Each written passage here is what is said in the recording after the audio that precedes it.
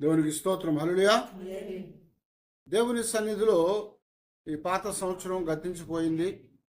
కొత్త సంవత్సరంలోకి వచ్చి మనము ఏం చేయబోతున్నాము, ఎలా ఉండబోతున్నాము, దేని కొరకు ఎదురు చూస్తున్నాము అనేటువంటి ఒక దానిని మనము జ్ఞాపకం చేసుకోవాలి.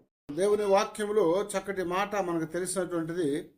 యెషయా భక్తుడు 40:31 రాసినటువంటి మాట, యెహోవా కొరకు ఎదురు చూచువారు నూతనమైన బలము పొందుతారు అని చెప్తున్నారు. దేవుని కొరకు ఎదురు చూడాలి.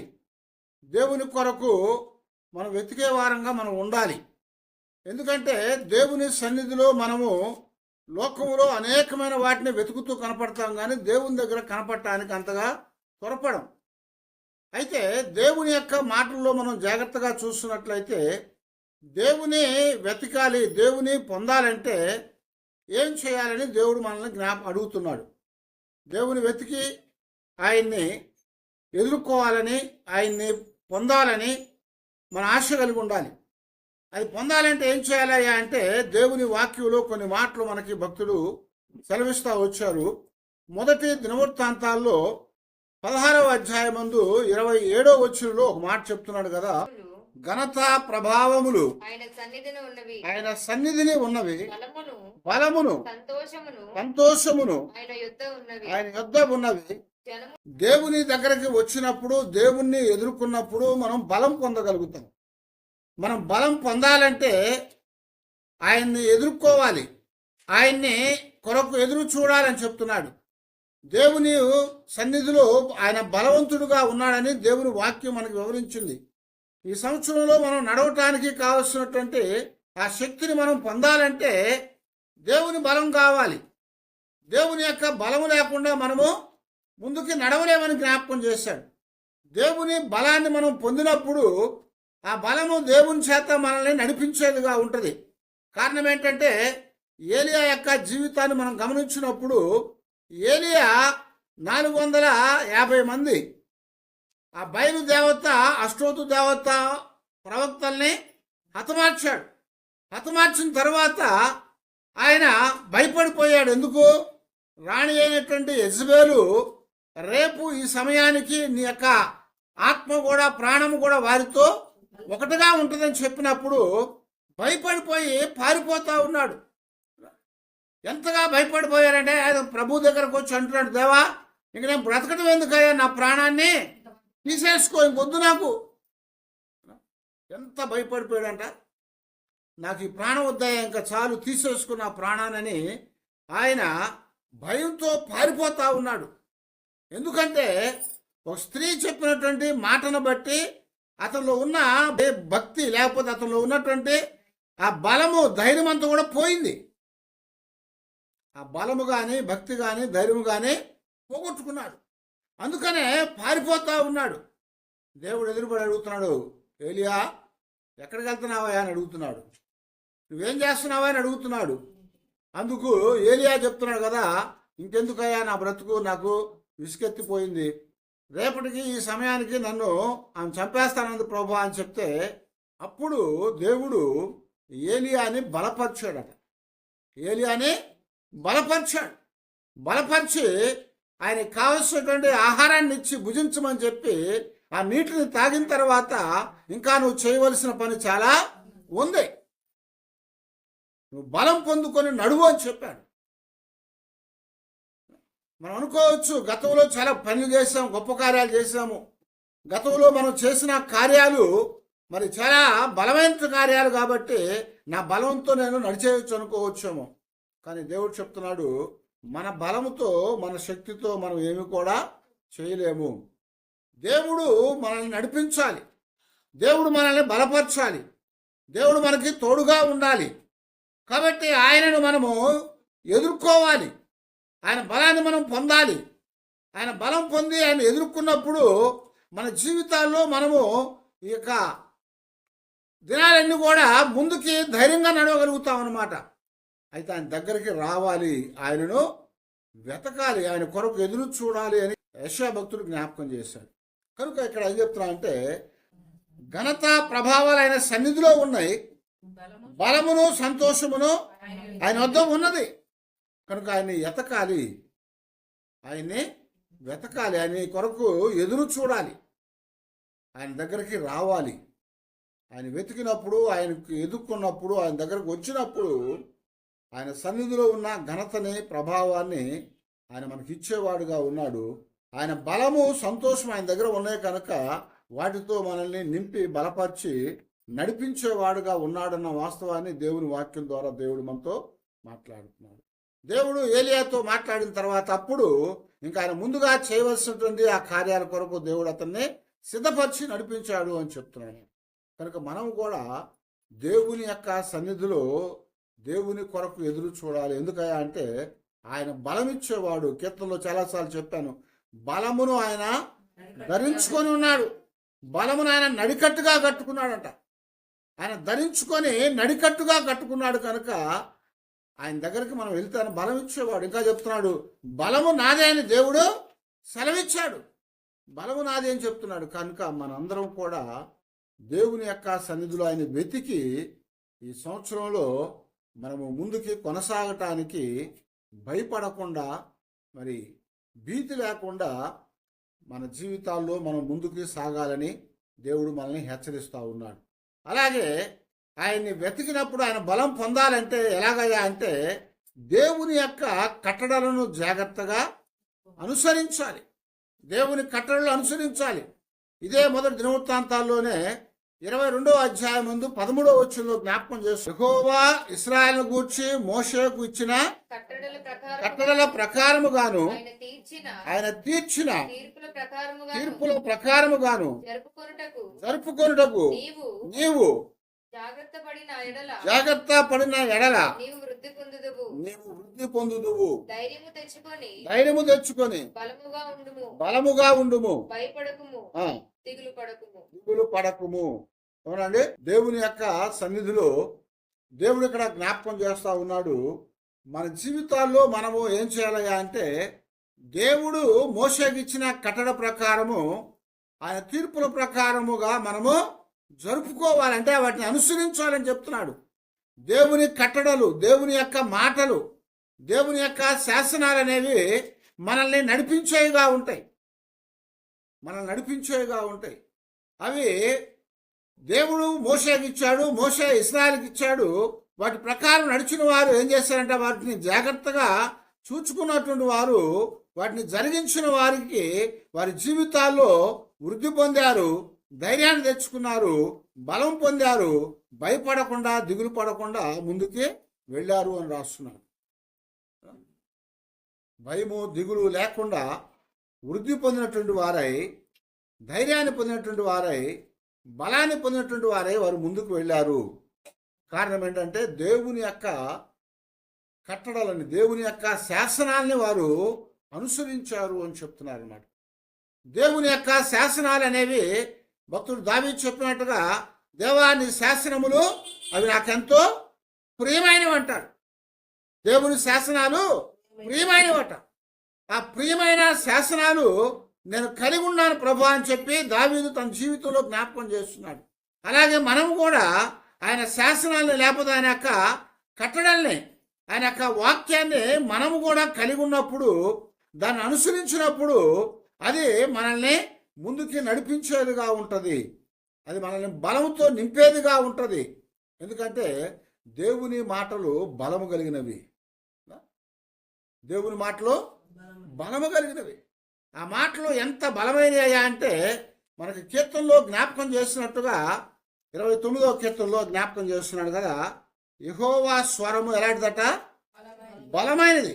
4వ వచనం దగ్గర నుంచి అన్నాడు, యెహోవా స్వరము బలమైనది, యెహోవా స్వరము ప్రభావము గలది, యెహోవా స్వరము దేవదారు వృక్షములను విరిచేదని చెప్తున్నాడు.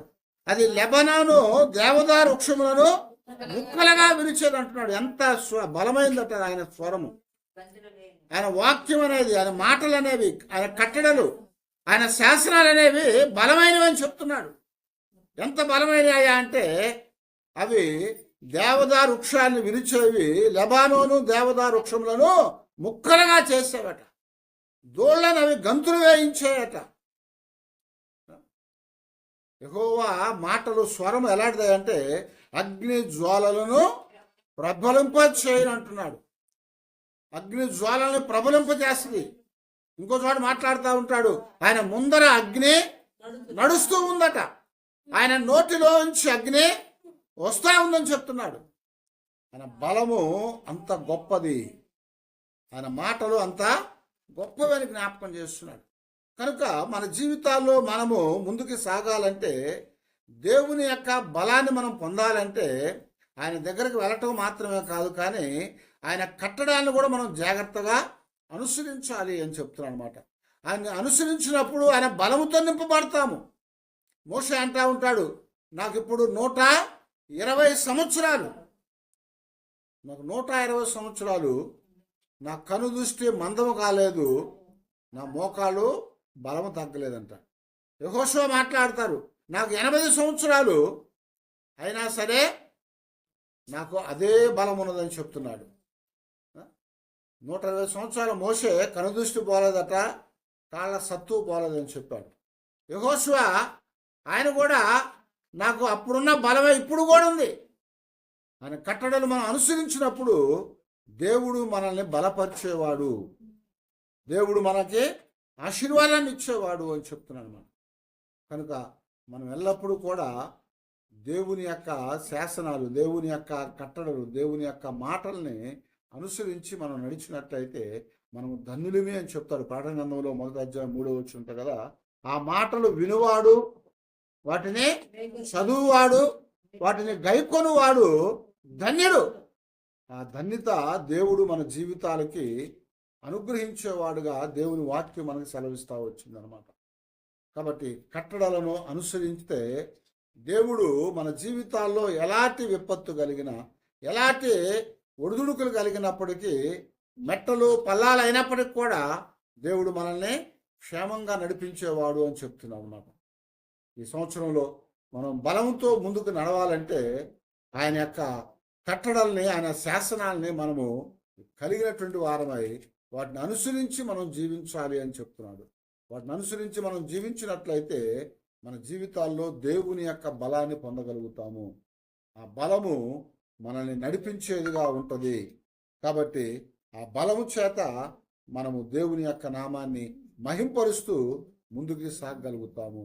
మరొకటి మనం గమనించినట్లయితే, దేవుని బలము కావాలంటే దేవుని ప్రజలుగా జీవించాలి, దేవుని యొక్క ప్రజలుగా ఉండాలి. ఇక్కడ కీర్తనలోనే 105వ కీర్తనలో 24వ వచనంలో భక్తుడు మాట్లాడుతూ చెప్తున్నాడు కదా, ఆయన తన ప్రజలకు బహు సంతానభివృద్ధి కలుగజేసెను, వారి విరోధుల కంటే వారికి అధిక బలము దయచేస్తునని చెప్తున్నాడు. ఏమన్నాడు ఇక్కడ? వారి విరోధుల కంటే వారికి అధిక బలమును దయచేశాడు. ఎవరికి ఇచ్చాడంట? ఎవరైతే ఆయన ప్రజలుగా ఉన్నారో, ఎవరైతే ఆయన యొక్క సన్నిధిలో జీవించారో, దేవుని పిల్లలుగా ఉన్నారో, వారందరికి కూడా దేవుడు అలాంటి గొప్ప ధన్యతనిచ్చాడని చెప్తున్నాడు. దేవుని ప్రజలుగా ఉన్నప్పుడు దేవుడు మనకేమిస్తానంటున్నాడు? అధికమైన బలాన్ని ఇస్తానంటున్నాడు. అధికమైనటువంటి బలము, అధికమైన బలము మనకిచ్చి మనల్ని ముందుకు నడిపించేవాడుగా ఉన్నాడు. ఎంత బలం ఉంటే అంత ఎక్కువగా మనము పనిచేయగలుగుతాం, ఎంత బలం ఉంటే అంత ఎక్కువగా మనము నడవగలుగుతాం. బలం లేకపోతే నడవగలుగుతామా? ఒంట్లో ఓర్పు లేకపోతే నడవగలుగుతామా? నడవలేము, ఏం చేయలేము. కానీ ఈ సంవత్సరం మనం నడవాలి, ముందుకు సాగాలి, దేవుని యొక్క ఆశీర్వాదాలు పొందాలంటే ఆయన ప్రజలుగా మనం ఉండాలి. ఆయన ప్రజలుగా ఉండాలి, ఆయన ప్రజలుగా మనం జీవించాలన్నాడు. అందుకే ఇక్కడ కీర్తనలో అంటా ఉంటాడు కదా, యెహోవాను దేవుడుగా గల జనులు ధన్యులు అని చెప్తున్నాడు. 33వ కీర్తనలో 12వ వచనంలో ఆయన ఎవరినైతే ఏర్పాటు చేసుకుంటారో వారు ధన్యులు, ఆయన్ని దేవుడుగా గల జనులు ధన్యులు. కనుక దేవుని ప్రజలుగా ఉన్నట్లయితే, దేవుని పిల్లలంగా మనం ఉన్నట్లయితే మన జీవితాల్లో ధన్యతను కలిగించి ఆయన అధిక బలముతో మనల్ని నింపేవాడుగా ఉన్నాడు. అధిక బలముతో మనల్ని నింపేవాడుగా ఉన్నాడు. మోషే 120 సంవత్సరాలు బలం కలిగి నడిచాడు, ఇందాక చెప్పుకున్నట్లుగా. యెహోషువ 80 సంవత్సరాలు బలము కలిగి నడిచాడు. కాలేబు అలాగే ఆయన కూడా సుమారుగా ఒక 80 సంవత్సరాలు బలము కలిగి నడిచాడు. మరి మిగిలినంతా ఏమైపోయారు? అరణ్యములో రాలిపోయారు. అరణ్యంలో రాలిపోయారు. కారణం ఏంటంటే దేవుని ప్రజలుగా వాళ్ళు జీవించలేదు. దేవుని ప్రజలుగా జీవించాలంటే ఆయన మాటల్ని మనం అనుసరించాలి. ఇందాక చెప్పుకున్నట్టుగా ఆయన కట్టడలను జాగ్రత్తగా అనుసరించాలి. దేవుని మాటలు అనుసరించకుండా, కట్టడలను అనుసరించకుండా దేవుని ప్రజలుగా మనం జీవించలేము. దేవుని ప్రజలుగా జీవిస్తే గాని దేవుడు మనకి అధికమైన బలాన్ని ఇచ్చేవాడుగా ఉన్నాడు. ఎంత బలము కలిగితే అంత ఎక్కువ పని చేయగలుగుతాము. ఎంత బలం ఉంటే అంత ఎక్కువ దూరాన్ని మనము నడవగలుగుతాము. బలము లేని వాడు 2 అడుగులు వేసినాక పడిపోతాడు, నడవలేక ఆయాస పడిపోతాడు. కానీ అధికమైన బలం ఉన్నటువంటి వాడు ఏం చేస్తాడు? ఎంతైనా నడవగలుగుతారు. పూర్వకాలాల్లో మనుషులు అంత నడక మీదే నడిచేవారు కదా. ఎక్కడికి వెళ్ళినా కానీ నడక మీదే. ఆ బైబిల్ కాలాల్లో, పాత నిబంధనలో, కొత్త నిబంధనలో కానీ వారు దిన ప్రయాణము సుమారుగా 20 మైళ్ళు అంట. ఈ సంవత్సరంలో నడవాలంటే అధిక బలం కావాలి. ఆ అధిక బలం పొందటానికి దేవుని ప్రజలుగా మనం జీవించాలి అని చెప్తున్నాడు. దేవుని ప్రజలుగా మనం జీవించాలి అంటున్నాడు. ఇంకా దేవుని యొక్క బలము మనం పొందాలంటే భయపడక ఆయనకు నమ్మకంగా ఉండాలి అంటున్నాడు. భయం ఉండకూడదు. భయపడితే బలం పోద్ది. భయపడితే ఒంట్లో ఉన్న ఓపిక పోతుంది. భయపడితే ధైర్యాన్ని కోల్పోతాం. కనుక భయపడకుండా మనము దేవుని యొక్క నామములో నమ్మకంతో ఉండాలి. నమ్మకంతో ఉండాలి. యేసుప్రభువారు వెనకాలగా వచ్చి రక్తస్రావ రోగి 12 సంవత్సరాల నుంచి బాధపడతా ఏం చేసిందామె? ఆయన వస్త్రం చెంగును ముట్టుకుంది. ఎందుకు వచ్చింది తెలుసా ఆమె బయటికి? ఆమెకున్న బాగా ధనవంతురాలు, బాగా డబ్బంతా ఖర్చు పెట్టేసింది. అక్కడికి తిరిగేసింది. అందులో బైబిల్లో చక్కటి మాట రాశాడు, ఆమె సమస్తము వ్యయం చేసేసింది. ఆమెకున్న ధనమంతా కూడా వ్యయమైపోయింది. ఇప్పుడు ఏమీ లేవు చేతిలో. ఆయన సన్నిధిలో నమ్మకంతో మనం జీవించినట్లయితే భయపడకుండా దేవుడు మనకి బలం ఇచ్చేవాడు. అందుకని ఆ రక్తస్రావ రోగితో ప్రభు చెప్పాడు, కుమారి నీ విశ్వాసం నిన్ను ధైర్యపరిచింది, ధైర్యం గలదానివై పొమ్ము అని చెప్పాడు. నువ్వు స్వస్థత పొందావు, ధైర్యం కలిగి పో అని చెప్పాడు. ఆమెకి ధైర్యాన్ని ఇచ్చాడు.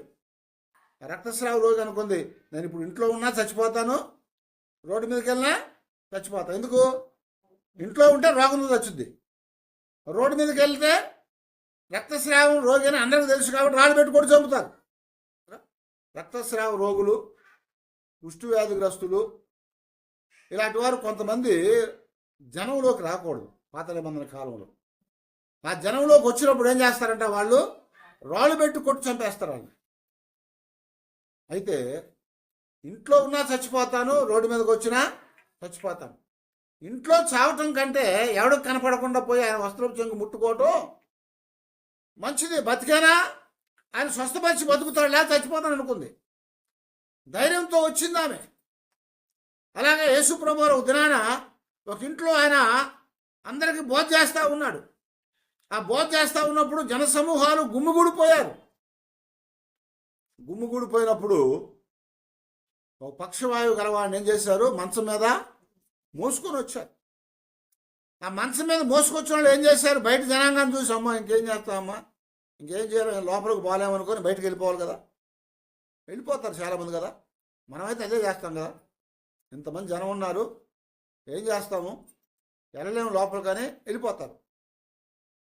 అయితే వాళ్ళు ఏం చేసేది తెలుసా? ధైర్యం చేసి ఇంటి కప్పు ఎక్కి ఆ ఇంటి కప్పు అంతా కూడా మంచం బట్టే అంత బెజ్జం చేసి కోసేసి మొత్తం మంచాన్ని అలాగ పట్టుకొని లోపలికి దింపేశారు. అక్కడ ప్రభువు చూసి వాడిని స్వస్థపరిచి ధైర్యంగా పొమ్మని చెప్పాడు. వాళ్ళ ధైర్యానికి మెచ్చి. కనుక భయపడకుండా ధైర్యం కలిగి ఉండాలి అని చెప్తున్నాడు. భయపడితే ఏమొస్తుంది? భయపడితే ఊరొచ్చిందని చెప్పాడు. యోబు అంటా ఉంటాడు, ఏదైతే నేను భయపడ్డాను అది నా నెత్తి మీదకే వచ్చిందంటాడు. భయపడతా ఉంటే ఊరొచ్చింది. భయపడతా ఉంటే మనం దేనికోసం భయపడతామో అది మన నెత్తి మీదకి వచ్చేదిగా ఉంటుంది. కనుక మనం దేనికి భయపడకూడదు. ఎందుకంటే ధైర్యముగా ఉండు, నిబ్బరముగా ఉండు, నేను నీకు తోడుగా ఉన్నానని చెప్పాడు దేవుడు. నిబ్బరంగా ఉండు, ధైర్యంగా ఉండు, నీకు తోడుగా ఉన్నానని చెప్పిన దేవుడు మనతో ఉన్నప్పుడు మనం దేనికి భయపడాలి? ఎంత భయపడితే అంత ఎక్కువగా మనము జారిపోతూ ఉంటాం. అంత ఎక్కువగా మనము అంత త్వరగా మనం ఆగిపోతాం. జనాలను గుంపులు చూస్తే భయంగా ఉంటుంది, ఎత్తుకెళ్తే భయంగా ఉంటుంది, కింద లోపలికి లోతులోనికి వెళ్తే భయపడతారు, నీటిలోకి వెళ్తే భయపడతారు. అనేక రకాల భయాలు ఉంటాయి. అయితే ఈ భయాలన్నీ కూడా మనల్ని ముందుకి వెళ్లకుండా ఆపేసేగా ఉంటుంది. కాబట్టి బైబిల్లో 366 సార్లు భయపడకూడదు అని దేవుడు రాశాడు. భయపడొద్దని దేవుడు రాశాడు. ఎందుకంటే దేవుడు ప్రతిరోజు మనకు తోడొచ్చి మనతో ఉండి నువ్వు భయపడొద్దని చెప్తున్నాడు. ఒకరోజు ప్రతిరోజు ఒకసారి నువ్వు భయపడవద్దని చెప్తానికి వాక్యాలు ఉన్నాయి బైబిల్లో. 366 సార్లు, 365 రోజులు ఒక సంవత్సరానికి. కానీ లీవ్ సంవత్సరంలో 66 రోజులు వస్తాయి. కనుక 366 సార్లు భయపడవద్దు అని చెప్పినటువంటి ఆ మాటలు బైబిల్లో రాయబడ్డాయి. కనుక మనము భయపడకుండా ఆయన యందు నమ్మకం ఉంచాలి. అందుకనే కీర్తనలో భక్తుడు రాస్తూ ఉంటాడు, యెహోవా యందు నమ్మిక ఉంచువారు కదలక సియోను కొండవలే ఉంటారు, వారు సింహము వలె ఉంటారని రాస్తాడు. అలాగే మనము కూడా దేనికి భయపడే వారంగా ఉండకుండా ఆయన భయపడవద్దు, నేను మీకు తోడుగా ఉన్నానని చెప్పాడు కనుక ఆ ధైర్యాన్ని కలిగినటువంటి వారమై మనం ముందుకు సాగితే దేవుడు చివరి వరకు నడిపించేవాడుగా ఉన్నాడు అని మనకు జ్ఞాపకం చేస్తున్నాడు అన్నమాట. యెషయా గ్రంథం 12వ అధ్యాయం 2వ వచనం చూడండి. ఇదిగో నా రక్షణకు కారణభూతులకు దేవుడు, నేను భయపడక ఆయనను నమ్ముకొనుచున్నాను. హల్లెలూయా. ఏం చెప్తాడండి? నా రక్షణకు కారణభూతులైన దేవుడు ఆయన కనుక నేను భయపడక ఆయన్నే నమ్ముకుంటున్నాను. ఆయన నమ్మితే మనకి భయం అనేది ఉండదు. నమ్మకం లేకపోతే భయపడతా ఉంటాము. ఎవరైనా వస్తా ఉన్నప్పుడు మనం ఎక్కడికైనా వెళ్తున్నప్పుడు మన పక్కన ఎవరైనా వచ్చాయనుకో ఏమవుతాం? వాళ్ళు మనకు తెలిసిన వాళ్ళు అయితే ధైర్యంగా ఉంటాం, తెలియని వాడు అయితే భయంతో ఉంటాం. అయితే ఇక్కడే చెప్తున్నాడు, నా రక్షణకర్తయగు దేవుడు ఆయనే, అందువల్ల నేను భయపడక ఆయనను నమ్ముకొనుచున్నాను. ఆయన నమ్మితే నీకు ఎలాంటి భయం లేదు, ఎలాంటి భయం లేదు. నేను ఒక కథ చెప్పాను మీకు. ఒక కుమారుడు పైన ఆ చెట్టు ఎక్కడో ఏలబడతా ఉన్నాడు. ఆ ఏలబడతా ఉన్నటువంటి వాడు అంటే ఒక ఇల్లు తగలబడతా ఉంది, అందులో నుంచి దూకుతానికి చూశాడు, కుదరలేదు, ఏలబడుతున్నాడు. ఆ కింద ఉన్నటువంటి వాళ్ళందరూ కూడా ఫైర్ ఇంజిన్ వాళ్ళు అందరూ వచ్చి ఏం చేశారంటే వాళ్ళు ఆ నెట్లు పెడతారు కింద. ఎవరైనా దూకినప్పుడు ఏమవుతుందంటే ఆ నెట్లో పడితే ఆ బరువుకి సగం దూరం కిందకు వచ్చి ఆగిపోతారు, వాళ్ళని తీసేస్తారు. స్ప్రింగ్ నెట్లు పెడతారు. ఎవరు దూకినా కానీ దెబ్బలు తగలకుండా ప్రమాదం లేకుండా ఆ ఫైర్ ఇంజిన్ అది పెడతా ఉంటారు. ఆయన దూకురా అంటాడు, దూకట్లేదట. లోపలేమో మంటలు బయటకు వస్తూ ఉన్నాయి. అందరూ రారా బాబు రారా బాబు అంటే ఎవడు రాట్లా.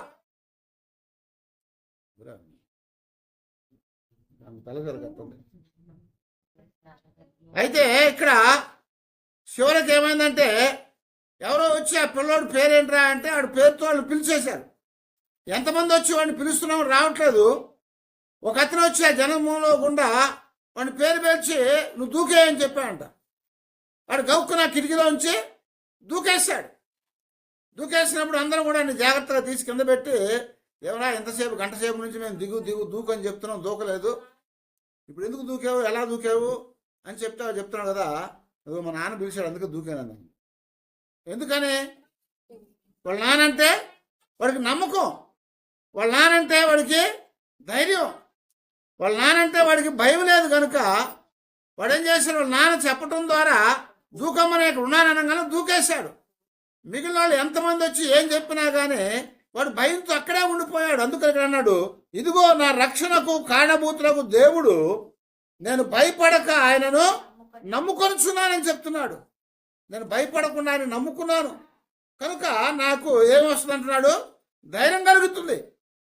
ఆ నమ్మకం అనేది ఏం చేస్తుంది, నన్ను నడిపించేదిగా ఉంటుంది, నడిపించేదిగా ఉంటుంది. కనుక మన జీవితాల్లో దేవుని యందు మనము ధైర్యం కలిగి ఉండి ఆయన్ని నమ్మినప్పుడు బలం పొందగలుగుతాము. దేవుడు మనల్ని కాపాడేవాడుగా ఉంటాడు. ఆక బలాన్ని పొందటానికి దేవుడు మనకి శక్తినిచ్చేవాడుగా ఉన్నాడు, దేవుడు మనకి నడిపించేవాడుగా ఉన్నాడు. కనుక కొత్త సంవత్సరంలో మనం ముందుకు నడవటానికి కావలసిన బలము మన దగ్గర లేదు, కానీ దేవుడు మనకి ఇచ్చేవాడుగా ఉన్నాడు. దేవుడు మనకి ఆ బలాన్ని ఇస్తానని చెప్తున్నాడు. కనుక ఎలాగిస్తాడయ్యా అంటే, ఆయన దగ్గరకు వచ్చినప్పుడు, ఆయన దగ్గర కనిపెట్టినప్పుడు బలం ఇచ్చేవాడుగా ఉన్నాడు. ఆయన కట్టడల్ని జాగ్రత్తగా అనుసరించినప్పుడు ఆయన బలం ఇచ్చేవాడుగా ఉన్నాడు. అలాగే ఆయన ప్రజలుగా మనం జీవించినప్పుడు ఆయన మనకి బలం ఇచ్చేవాడుగా, ధైర్యం ఇచ్చేవాడుగా ఉన్నాడు. మనం భయపడకుండా దేవుని యందు నమ్మకంగా జీవించినప్పుడు, నమ్మకంతో ఉన్నప్పుడు దేవుడు మనకి బలం ఇచ్చి మనల్ని నడిపించేవాడు. దావీదు చెప్పినట్టుగా, నేను ఎక్కలేనంత ఎత్తైన కొండ మీదకి నన్ను నడిపించు ప్రభా, ఎక్కించు ప్రభా. ఆ కొండ ఎక్కాలంటే మనకు కాదు, కానీ దేవుడు ఎక్కించేవాడు. ఎలాగ ఎక్కిస్తాడంటే, ఆయన ఎందుకు మనము నమ్మకంతో ధైర్యంగా ఉన్నప్పుడు ఆయన మనల్ని ఎక్కించేవాడుగా ఉన్నాడు. అలాగా ఈ కొత్త సంవత్సరంలో కూడా మన జీవితాల్లో ఈ సంవత్సరం ఆది నుంచి చివరి దాకా మనం నడవటానికి మన వల్ల చేత కాదు కదా. గత సంవత్సరం కూడా ఎంతోమంది వీరులు సూర్యులు అనుకున్నారు, కానీ ముందుకు నడుచుకుంటా వచ్చారు, కానీ కొంత దూరం వచ్చినాక ఆగిపోయారు. చివరికి కొత్త సంవత్సరం కూడా చూడకుండా పోయిన వాళ్ళు ఎంతోమంది ఉన్నారు కదా. ఎంతోమంది ఉన్నారు, గొప్పవాళ్ళు, ధనవంతులు, ఇలాంటి వారు ఎంతోమంది కనపడకుండా పోయారు. కానీ దేవుడు మనకు జ్ఞాపకం చేస్తున్నాడు కదా, యెహోవా కొరకు ఎదురు చూడండి, వారు నూతనమైన బలం పొందుతారు. ఆ నూతనమైన బలాన్ని ఎలా పొందగలుగుతామయ్యా అంటే, ఆయన వద్ద మనము కనిపెట్టాలి. ఆయన వద్ద కనిపెట్టి ఆయన దగ్గరకు రావాలి. ఆయన వాక్యమును, ఆయన కట్టడల్ని, ఆయన శాసనాల్ని మనము అనుసరించాలి. అందుకంటాడు, నీ వాక్యము నన్ను బ్రతికించను, నా బాధల్లో అదే నాకు నెమ్మదినిచ్చాను. దేవుని వాక్యం బ్రతికించేది, దేవుని వాక్యము మనకి నెమ్మదినిచ్చేది, బాధల్లో మనకి విడుదలిచ్చేది. కాబట్టి ఆ వాక్యాన్ని మనము అనుసరించినప్పుడు అది మనల్ని బ్రతికించి మనల్ని ధైర్యపరిచి నడిపించేదిగా ఉంటుంది. ఆయన ప్రజలుగా మనం జీవించాలి. ఆయన ప్రజలుగా ఉన్నప్పుడు ధైర్యాన్ని పొందగలుగుతాం. కదలకుండా ఉండే సియోను కొండలాగా ఉండగలుగుతాం, సింహాల్లాగా ఉండగలుగుతాం. అలాగా దేవుడు మనల్ని ముందుకు నడిపించేవాడుగా ఉన్నాడు. అలాగే భయపడకుండా నమ్మకముగా ఆయన యందు మనము జీవించాలి. అప్పుడే మనము చివరి వరకు నడవగలుగుతాం, బలాన్ని పొందగలుగుతాము. భయపడితే ఏమవుతుందంట, జారిపోతాం, చచ్చిపోతాం. కనుక భయపడకుండా దేవునిలో నమ్మకం ఉంచాలి. అందువలన ఈ సంవత్సరంలో మనం చివరి దాకా నడవాలంటే ధైర్యం కావాలి, బలము కావాలి. ఆ బలం ఇచ్చేవాడు, ధైర్యం ఇచ్చేవాడు ఎవరయ్యా అంటే మన ప్రభు అయిన దేవుడు అని చెప్తుంది. ఆయన దగ్గరికి వచ్చి ఆయన మాటలు విని అనుసరించి ఆయన ప్రజలుగా మనం జీవించి ఆయనలో నమ్మకాన్ని కలిగి ఉన్నట్లయితే భయపడకుండా దేవుడు మనల్ని అంతం వరకు నడిపించేవాడు ఆయనే అని చెప్పారు. కాబట్టి అంతం వరకు మనకి తోడుగా ఉండి నడిపించే దేవుడు ఆయనే. కనుక ఆ ప్రభు పాదాల దగ్గర, దేవా నీ కొరకు ఎదురు చూసి బలాన్ని పొందటానికి మాకు సహాయం చేయమని, మేము నడవాల్సిన ఈ మార్గం అంతట్లో మమ్మల్ని నడిపించయ్యా అని, దేవా మా జీవితాలకు కావలసిన సమస్తాన్ని మాకు అనుగ్రహించి మేము ముందుకు సాగటానికి కృప దయచేయి ప్రభు అని దేవుని దగ్గర ప్రార్థన చేసుకుందాం. అందరూ తల వంచి ప్రార్థన చేసుకుందాం.